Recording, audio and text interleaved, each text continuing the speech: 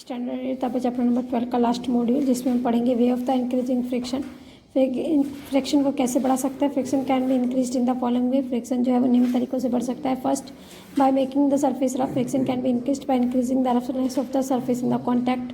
हम किसी भी सरफेस की रफनेस को बढ़ा करके, जो कॉन्टैक्ट सरफेस है उसकी रफनेस को बढ़ा करके फ्रिक्शन को बढ़ा सकते हैं। For example, the surface of the head of a match sticks and the sides of the match box are deliberately made rough to increase the friction to produce more heat because of which the match sticks light up easily।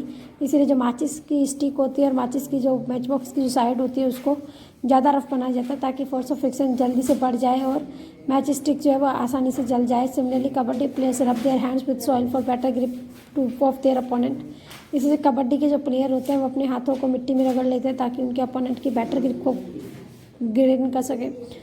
Second, by making groove, you can increase the friction in the case of the tire of the bicycle, car, bus, etc.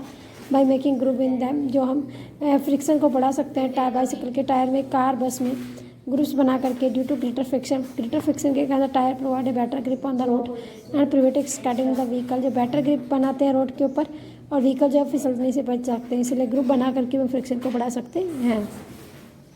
Friction is increase deliberately bye using the brake pads in the brake system of the bicycle and automobiles.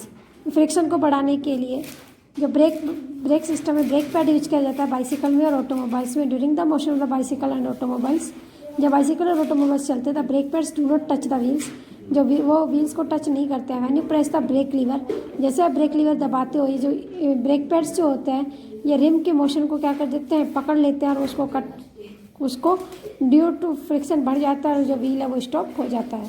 अब friction is an evil disadvantage of the friction. अब friction जो है वो उसके disadvantage कौन कौन सी है। पहला, डैमेज टू द मशीन, ये मशीन को डैमेज कर देता है। Rubbing of the your palm makes you feel warm. Similarly when the moving the parts of the machines are rubbed against one another, a lot of heat is generated due to the force of friction produced between them. This heat can damage the machine gradually. जब आप अपने हाथों को, हथेलियों को रगड़ते हो तो आपको थोड़ा गर्म महसूस होता है। इसी तरह से जब मशीन के दो मूविंग पार्ट्स एक दूसरे को से रगड़ खाते हैं तो रब करते हैं एक दूसरे के ऊपर, तो वो क्या बहुत सारी हीट जनरेट होते हैं फोर्स ऑफ फ्रिक्शन के कारण, जिससे वो हीट के कारण वो मशीन डैमेज भी हो सकती है। By wear and tear, friction causes wear and tear of the part of the machine in the contact. जो फ्रिक्शन के कारण जो मशीन के पार्ट कॉन्टैक्ट में आते हैं वो खराब हो जाता है, घिस जाते हैं। Thus the lifetime of the machine is reduce, जिससे मशीन का लाइफ टाइम कम हो जाता है। Soles of the shoes and tyre of the automobiles wear out with gradual use, जैसे कि टायर होते हैं ऑटोमोबाइल्स के, शूज के जो सोल होते हैं वो भी थोड़े टाइम बाद घिस जाते हैं। Therefore the worn out pieces have to be replaced from time to time, इसलिए टूटी हुई चीज़ों को बार बार हमें रिप्लेस करना चाहिए। By loss of energy, friction always oppose the relative motion between any two object in the contact. Friction जो होता है हमेशा अपोज करता है उस मोशन का जो दो ऑब्जेक्ट कॉन्टैक्ट में है। Therefore extra energy spent in overcoming the project.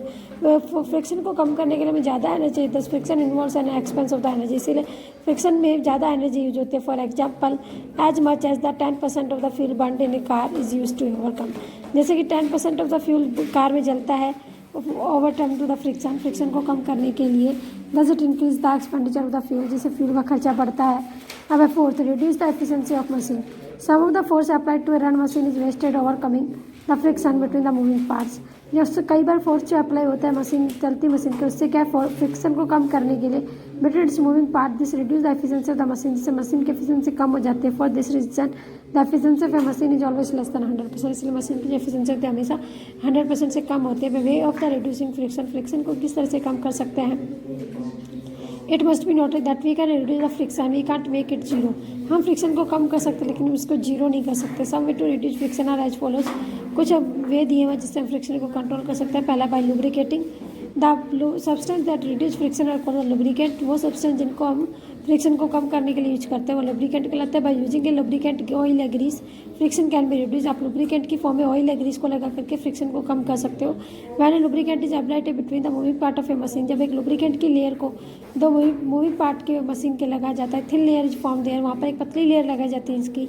The lubricant fill up the irregularities tiny hill and valley of the surface. Oil लगाने से ग्रीस लगाने से जो सरफेस की इरेगुलरिटीज़ होती है वो कम हो जाती है, मेकिंग दम स्मूदर, वो स्मूथ हो जाती है। Interlocking of the irregularities avoided, interlocking जो होती है इरेगुलरिटीज़ की वो कम हो जाती है। To a get action and movement become smoother, और मूवमेंट क्या हो जाता है, स्मूथ हो जाता है। Talcum powder is a dry lubricant that reduce friction, talcum powder जो होता है वो ड्राई लुब्रिकेंट होता है जिसका यूज हम फ्रिक्शन को कम करने के लिए। So a coin travels much faster on a powder carrom board, इसीलिए हम जानते हैं कि कॉइन जो होता है पाउडर कैरम बोर्ड पर आसानी से जाता है, जबकि अनपाउडर्ड कैरम बोर्ड पे वो बहुत मुश्किल जाता है। Graphite powder is use to machine to reduce friction, graphite powder का यूज भी मशीन में फ्रिक्शन को कम करने के लिए किया जाता है। अब by polishing, when the surface are highly polished, the irregularities in the form of the tiny hills and valleys of the machines surface are covered and the surface becomes smoother, consequently friction is greatly reduced। जब आप किसी चीज़ को polish करते हो surface को तो उसकी irregularities क्या हो जाती है, कम हो जाती है, कवर हो जाती है,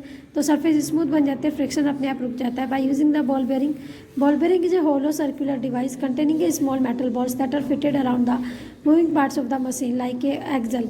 बॉल बेयरिंग क्या होता है, एक होलो ट्यूब होती है, सर्कुलर डिवाइस होती है जिसके चारों ओर छोटी छोटी मेटल की बॉल्स फिट होती है सर्कुलर पार्ट में। It reduce the friction by the converting sliding friction into rolling friction.